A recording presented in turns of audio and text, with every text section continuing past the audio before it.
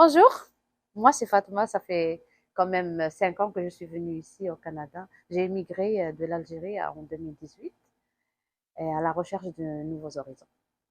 Et pour être franche, à l'âge de 20 ans, je rêvais de venir ici pour vivre dans un chalet au milieu de la neige. C'est tout. Qu'est-ce que vous faisiez quand vous êtes arrivé à Montréal? Ben, la première semaine que je suis venue ici à Montréal, j'ai fait une semaine d'orientation, d'intégration.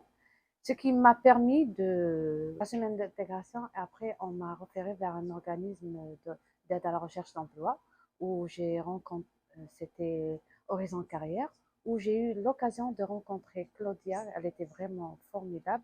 C'est elle qui m'a poussé à changer, à donner, à me prendre en considération physiquement et moralement. Donc, c'est pour ça que je me suis retrouvée à Jess. Parfait. Et puis, quand vous êtes venu à Just for Success, quel service vous avez bénéficié? La charmante équipe de Jess, on m'a complètement relooké, de la tête aux pieds, du sac, du maquillage. Et du coup, ce qui a fait ressortir en moi cette sécurité d'affronter les employeurs, de répondre correctement aux, aux entrevues au lieu de me focuser juste sur le CV. Et du coup, le fait d'être rhabillée, ça me donnait une certaine d'aisance et de sécurité en soi. Et ça fait ressortir les qualités. Donc là, j'ai foiré. Non, ça va, ça va, ça va, ça va. Donc, Oui. peut-être, est-ce que vous pouvez parler de ces qualités-là que vous avez touchées en vous? Est-ce que c'est la confiance en vous? Avant, quand j'étais en Algérie, j'aimais beaucoup me mettre en valeur parce que j'étais jeune. Et arrivée au Canada, je me suis focusée beaucoup plus sur le travail et sur la recherche d'emploi. Je faisais n'importe quoi. J'ai commencé par faire le ménage dans les maisons. J'ai travaillé comme éducatrice à la petite enfance et j'ai atterri avec aide service. Mais tout cela, ça ne faisait pas partie de mon cursus universitaire. Mais quand, et je me suis, comme, c'est comme si je me suis repliée juste sur ces travaux généraux. Mais quand je suis venue ici, à Dresde, j'ai vu que je pouvais donner plus, il fallait que je soigne mon apparence, il fallait que mon apparence marche avec ce que vraiment j'ai envie de faire. Ce que je voulais faire, c'était technicienne en documentation. C'est à partir de là que quand j'ai mis de beaux habits, j'ai mettre un beau habit, ça veut dire que mettre un beau CV. Mais par rapport à moi, c'est mon expérience personnelle, c'est sûr que après du coup, je me suis dit qu'est-ce que je suis en train de faire? Il faudrait que je vraiment je bosse pour arriver à ce que je veux. Et du coup, quand je me suis relookée, je me suis sentie revivre mes 20 ans et 30 ans, malgré que j'étais dans la cinquantaine. Et du coup, j'ai retrouvé ce goût d'acheter des choses juste pour me faire plaisir, pour être belle et pour commencer une nouvelle carrière, d'après ce que je ressens. Super. Donc, les autres questions, c'est un peu plus des questions générales, mais juste répondez le plus simplement possible et avec une phrase. Ça peut juste être une phrase, c'est pas Oui, obligé d'être. C'est quoi le plus grand défi que vous avez rencontré dans votre vie et comment Dress for Success vous a aidé à surmonter ce défi? ben, le plus grand défi, c'était la timidité. Parce que c'est la timidité. Donc, Dress for Success Montréal vous a aidé à avoir les outils pour avoir confiance en vous. Oui, c'est ça. Parce qu'à un moment donné, j'avais honte. Je ne sais pas si c'était une honte ou si c'était un tabou, mais le fait que je me maquille, pour moi, c'était me maquiller. Déjà, rien que de me maquiller, je me sentais extra. Est-ce que vous aviez participé à une conférence en ligne ou des formations qu'on avait données ici à Just for Success? Oui, dans le début, j'ai rencontré au Zoom, mais après, j'ai délaissé parce que c'est manque de temps. Parce que quand j'ai travaillé comme agente administrative, je travaillais beaucoup plus le noir, donc je travaillais beaucoup plus le soir, donc ouais, donc ça m'était impossible d'assister pendant la journée. Euh, Quand vous parlez de confiance en soi, est-ce que vous pouvez nous en parler plus? Comment vous l'avez intégré dans votre vie? Comment c'est maintenant c'est plus facile pour vous de vous présenter tel que vous êtes?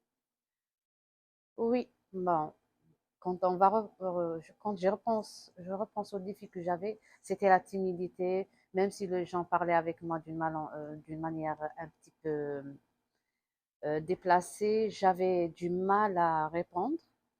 Mais, mais maintenant, je peux exprimer, je peux donner mon avis, je peux attribuer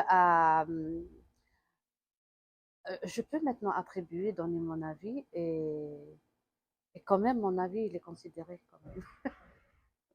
Super.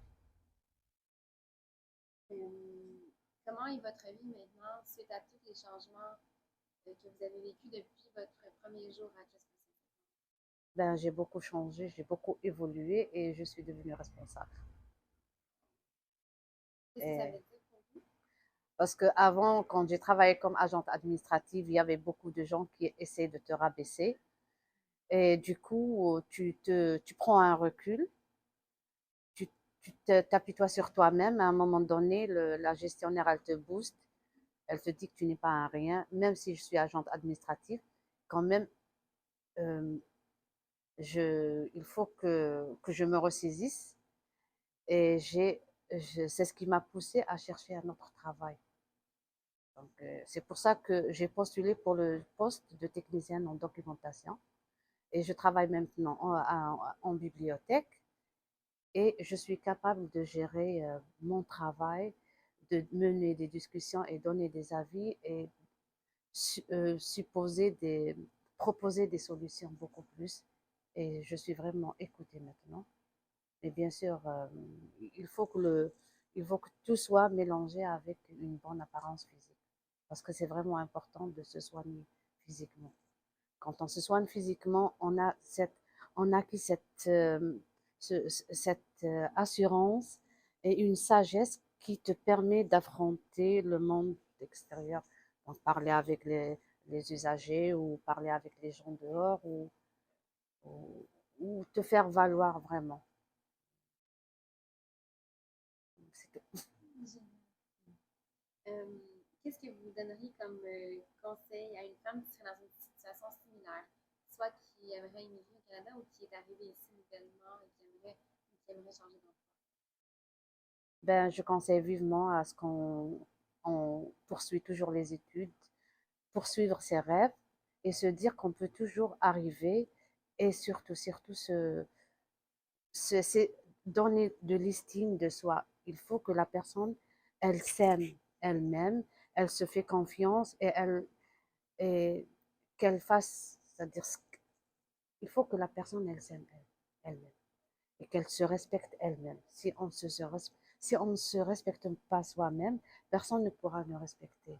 Il faut ça, donc là, et ça commence en soi. Donc pour faire cela, il faut qu'on fasse vraiment confiance à nous-mêmes, Génial. parce que pour moi, c'est important. Si la femme, elle veut vraiment évoluer dans ce monde, et non pas au Canada, mais partout dans le monde, au sein de sa famille, il faudrait qu'elle se respecte elle-même pour que tout le monde puisse la respecter. Ben, c'est un vécu personnel et familial. En tout cas, ce qui est sûr, pour avoir une belle job, il faut mettre de beaux habits. Parce que les beaux habits vont vous mettre en confiance. Et comme ça, vous pouvez affronter l'employeur qui va vous regarder du pied à la tête. Parce que s'habiller bien, c'est pas juste, ça ressort une assurance